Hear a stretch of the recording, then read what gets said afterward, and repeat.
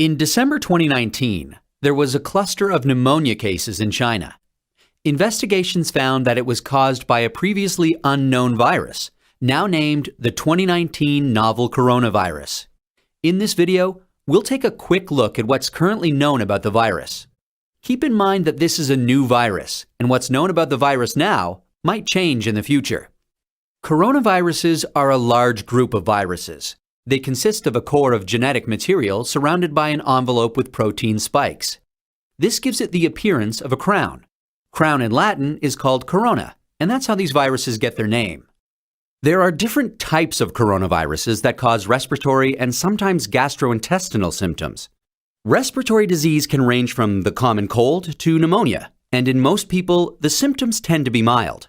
However, there are some types of coronaviruses that can cause severe disease. These include the severe acute respiratory syndrome coronavirus, first identified in China in 2003, and the Middle East respiratory syndrome coronavirus that was first identified in Saudi Arabia in 2012. The 2019 novel coronavirus was first identified in China. It initially occurred in a group of people with pneumonia who'd been associated with a seafood and live animal market in the city of Wuhan. The disease has since spread from those who were sick to others, including family members and healthcare staff. There are many cases at present, and the disease has spread within China and also to a number of other countries. So, where did the virus come from? It's known that coronaviruses circulate in a range of animals. Sometimes these viruses can make the jump from animals to humans.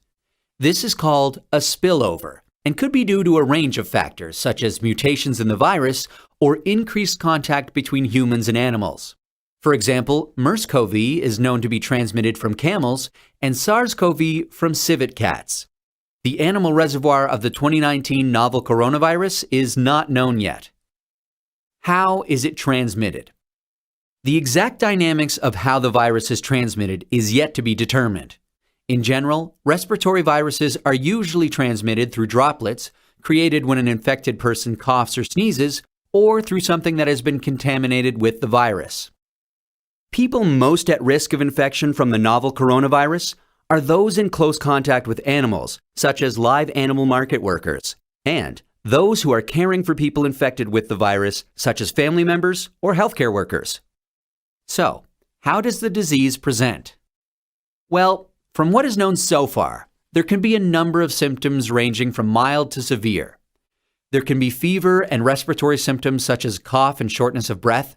In more severe cases, there's been pneumonia, kidney failure, and death. The mortality rate is not known yet. How can we tell whether someone is infected? The infection can be diagnosed by a test called PCR, or polymerase chain reaction.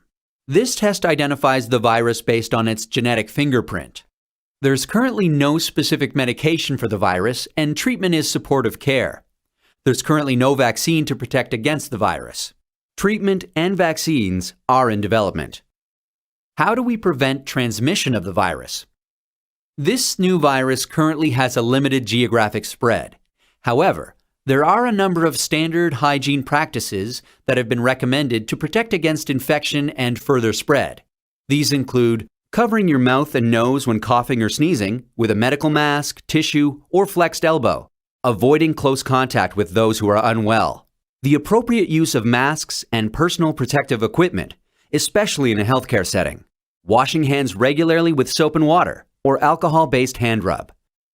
Actions that can be taken to prevent infection from an animal source include avoiding unnecessary unprotected contact with animals, washing hands after contact with animals or animal products, and ensuring that animal products are cooked thoroughly before they're consumed. It's important to stay home if you're feeling unwell, but if you have a fever, cough, and difficulty breathing, seek medical care early and share your previous travel history with your healthcare provider.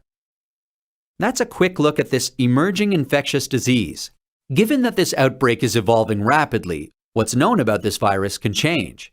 Please check the websites below for the most up-to-date information.